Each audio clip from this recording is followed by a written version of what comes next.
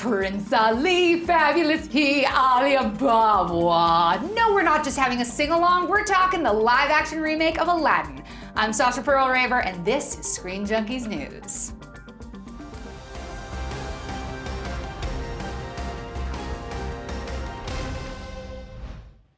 The live-action remake of Beauty and the Beast hits theaters in just a few weeks, and it's already shaping up to maul the box office just like the live-action Jungle Book last year.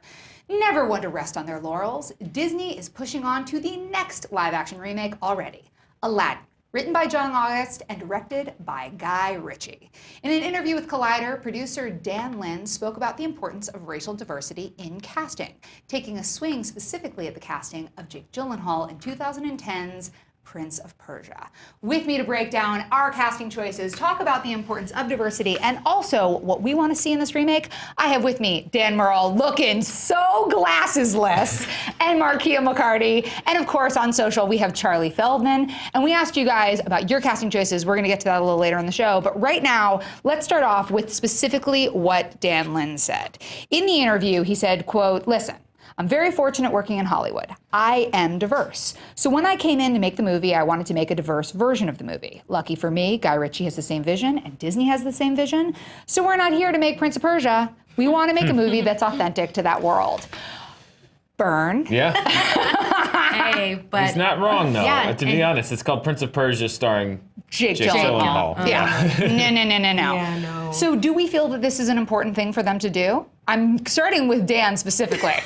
Because we already know where I stand. Because we got a girl who's brown and we got a girl with boobs, so we understand what it's like to be subjugated. So hey, white guy, what do you think? Is it important for diversity to come in here? Of course it is. I mean, even just from a storytelling standpoint, it would make no sense to have it be an all-white cast in the middle of wherever Agrabah is. It's not supposed to be in It's not in Arabia. North America, I'll tell you that much. Agrabah is not in North America. So yeah, but also, Disney's doing so well, I think, in when they do these live action remakes, they're trying to suit them to the stories to make sure that it makes sense. And also, I agree, diversity is very important. I love what they did with Moana.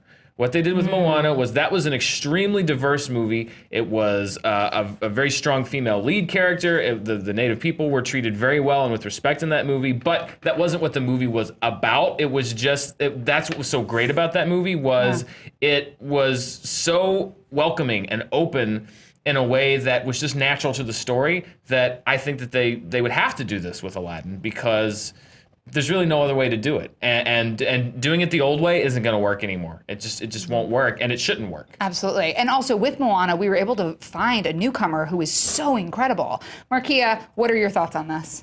I think, it actually is pretty in line with what Dan's saying. And I love that you use Moana as a, that's perfect.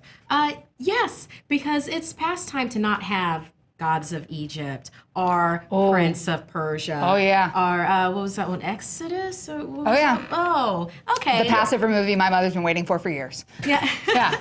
So, I know Agrabah is a fantastical, land, but is actually set. It's supposed to represent real land with the real people. Yeah. So, yes, this diverse casting is past needed, and it's going to only make this a beautiful storyline complete with it. So just for geography's sake, Agrabah is supposed to be a fake place in Arabia. Just so we know what our locale is. And yes, there does not need to be a Jake Gyllenhaal with a terrible fake tan running around Agrabah. So we also know, because we have Beauty and the Beast, obviously a musical, they are going to do a similar thing with this, where they're taking the incredible music and putting it back in, which I love. Now, again, Dan Lin said, we're going to be discovering new people because it's a real challenge, because not only does an actor have to act, but they also have to have singing chops. So how important do we think singing ability is going to factor into the casting? So important. Yeah. So very important. So with, for instance, La La Land, I enjoyed that movie. I would have really liked it if it had been, I feel like I would have liked it more if it had unknowns that were real triple threats as the leads. That's my opinion with it. But with Aladdin, I would really want them to focus on singing ability along with characteristics and characterizations. They can cut out dance. There isn't really that much dancing in Aladdin. They can get away with that one, but a singer-actor, I need that. Right. Yeah. Dan? Personally. Well, yeah, I mean, obviously Aladdin and Jasmine, that's going to be very important. The most important, and where, we were talking about this before, and I was saying this could really be a misstep, is if you're doing the genie again with those same songs, because Robin Williams, he owns that part. And I don't know how you're going to find somebody doing the same songs that Robin Williams, I mean, he defined that part. I don't know how anyone can do that part better. Sure. I'm not saying it's impossible, but if you're going to do the same thing like with Beauty and the Beast, and Beauty and the Beast is a great musical, it's a great story, but nobody owned their role in that movie in the way that Robin Williams owns the genie in Aladdin. So with the music stuff, that's going to be, plus a Guy Ritchie musical director is interesting. I never would have pegged him in that. So it's going to be interesting. We should definitely, first, number one thing I have to say, I mean, Robin Williams for me is a deity, and he improvised so much of that role and really shaped it. So I am with you 100% on, but also, Genie is blue. So we can go pretty much anywhere in casting of the Blue Genie. But with Guy Ritchie, a man who is known for doing British heist movies. I mean, now he's doing King Arthur, but it is not necessarily his forte to jump into a racially diverse musical Disney adaptation. No. Do we think that this is a good choice, Markia? Yes. Why? Oh, because he's amazing. Guy Ritchie. I mean, all right, look at what he did with Robert Downey Jr. and everything. And and Sherlock Holmes? And Sherlock Holmes. Right. It's like, that was gorgeous. And it's just like, he's action driven, which we're going to need for Aladdin. And he gets comedy. And he brings out really beautiful performances out of his actors. It's like, this is a dream casting, a dream director casting for Aladdin, for me. Well, I love what he was able to get out of Brad Pitt for Snatch. I adore Rock and Rolla. Highly, highly underrated film. Lock, Stock, 2 Smoking Barrels. Incredible. I just wonder, well, so much of fight choreography is choreography, so Dan's choreography makes sense following that. Dan, what do you think? I think it's an interesting choice. There's been plenty of choices for movies before that people kind of poo-poo out of hand, and then it turns out to be a great fit. I've never seen anything that Guy Ritchie did that showed me that this is his tempo. But having said that, he has a distinct style. I like that they're not going to go with the easy route on these. They could shoot it they could get a very bland director that would just kind of shoot the minimum required and just slap Aladdin on it. So it's not like they're going to go a very distinct way. But this is an interesting choice for me just because I've never seen something from him that says, oh, Disney. Even the look of it, he's always kind of grimy, he's always kind of gritty. And this is, you would think, a little brighter and a little, but hey. The more you talk about it, the more excited I get. I'm like, oh, that's awesome. Yeah. Like everything you're saying that makes him seem antithetical to that process is like, oh, that's what's going to make it so cool and interesting and new. Okay, we cannot talk about this without talking about our casting choices. We need to know who should be Aladdin, who we're going to get for Jasmine, who's playing Jafar, and who you get for the genie. These are not easy roles to cast. I do not in any way feel like Guy Ritchie's job is simple. I want to go to Markia first. Who are you putting in these roles? Okay, this was very, very difficult. Like, very difficult. Because the singing ability is going to be so important. Yes. All right, so for Aladdin, I couldn't decide. I have 3 choices. Oh, good. Yeah, so Dev Patel is, this is in no particular order, but because of Slumdog Millionaire, I feel like he would be able to rock an Aladdin, probably without even trying. And also, it really depends on how old they want to go with Aladdin with it. I also have Rahul Kohli.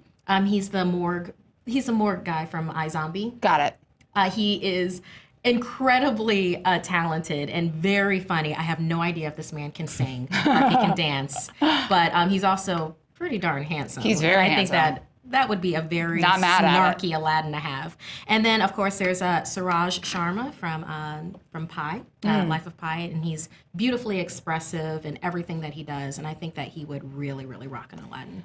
Can I just say how hot Dev Patel has grown up? Yes, he's got like Lion. I was like, "What's up?" Ooh. Doing those push-ups. He's been hitting the gym.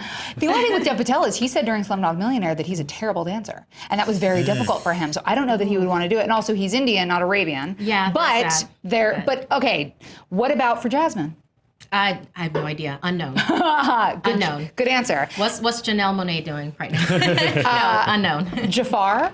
Jafar, actually, I chose Riz Ahmed. Love him. The night of is the bomb. Yes, you know him from Rogue One. I know him from the night of, but yes, also look at that. That is a pretty interesting I resemblance. think he would really rock a Jafar. Now, is Iago going to be a bird or is Iago going to be a person? Oh, Iago still has to be a bird. No, we can't change everything. Oh, and all right, okay. He has to be a bird. He can't be Now, here's the impossible question. okay. Who's Genie?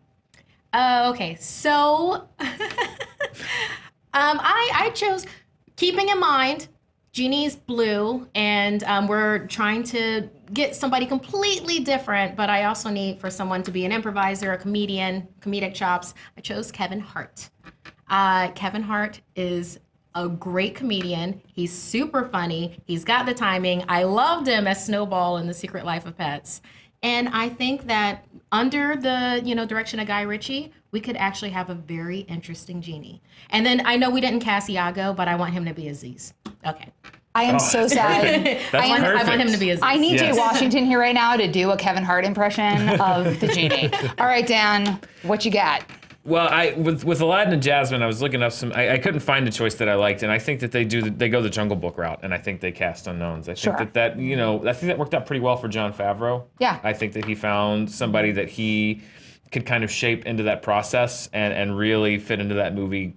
It's perfect for that movie. So I both of those leads I think should be unknowns, and you can find, as you're saying, with the triple threat that you wanted to see in La La Land. I think you can go out there and find that talent for those two lead roles in a really exciting and new way. I think the supporting cast is where you cast your stars. For Jafar, I actually went with Idris Elba. Oof. I think that he's got kind of like a hammy side to him if you let it out, and I think that he could really be a great evil villain. Yes. I like him. I love it. You know, I know that people Anything. cast him and everything, but they usually cast him as like, I want him to be James Bond. I want him to be this kind of suave. Like, I'd like to see him be like the all-out, just like scenery chewing bad guy. I love it. I think he would be great.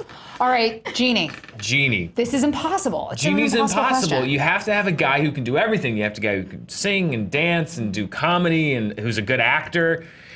I went with Hugh Jackman. Oh. I think It's not that terrible. he's a showman. If you've Yeah. ever seen any of his, stage stuff, like Yeah. he's not just Wolverine. He is a stage actor. Yeah. And he's done Broadway. He's done theater, and I think that he has the theatricality. He's done the Oscars. He's done Yeah. big musical numbers. He's already got the muscles He's for got it. the charisma. He's got the muscles. Yeah. I think that he could pull it off. You really have to have. Whoever it is, I do not envy them. No. Yeah. That part, because Yeah. you are never going to escape the shadow of Robin Williams. Yeah. Never. So I totally agree with you in terms of probably having to find unknowns, but because this is Hollywood, I'm going to go ahead and say what my casting would be, even though I went with names because I feel like Hollywood always goes with names. For me, similarly, I would like to see Riz Ahmed as Aladdin. Now, here's my thought. Riz Ahmed is in a rap group called the Sweatshop Boys, so I'm thinking Aladdin, because he is a street urchin, can rap in this movie, and that's part of the way that we make him more like thuggish, ruggish bone. For Jasmine, you're going Ariana Grande. I don't know that that is correct ethnic diversity, but that girl's got pipes like nobody's business. She could sing the poo out of those songs, and she's already in the Disney family because she pretended to be Celine Dion for the Beauty and the Beast remake. It's true. For Jafar, I would like to see Rami Malek because he's a weirdo, and he's great, and he's got the bags for it. Got the eyes. He's got the eyes. I think that would Yeah. be super fun. And for Genie, there is only one answer. We're going Tupac on this bitch. It's a hologram of Robin Williams doing it over because no Wow. one else can play that part, according to me. That's me. Oh my God, I love him so much. I miss you, Robin Williams.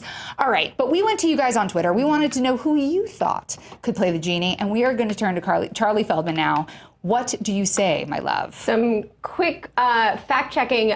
Idris Elba was Shere Khan in Jungle Book, so was. not sure if he would be reused in another Disney. Oh, fair. Disney reuses. Interesting. Lupita Nyong'o's been in like 18 Disney movies in the last year. They reuse everybody. All right, fair point, fair point. But I also had to know where Agrabah was, so I went to the internet. And I looked it up. It says it's near the River Jordan, and if that was the case, it'd be Jordan and Israel. Oh, but this is what the internet has said. Aladdin layout supervisor Razul Azadani did not look to those places for inspiration. He styled Agrabah after his native Iran instead, Isfahan specifically, which is where he is from. Interesting. And the Taj Mahal is the palace, so they really went all over the map for this Very cool. Arabia from the fantasy.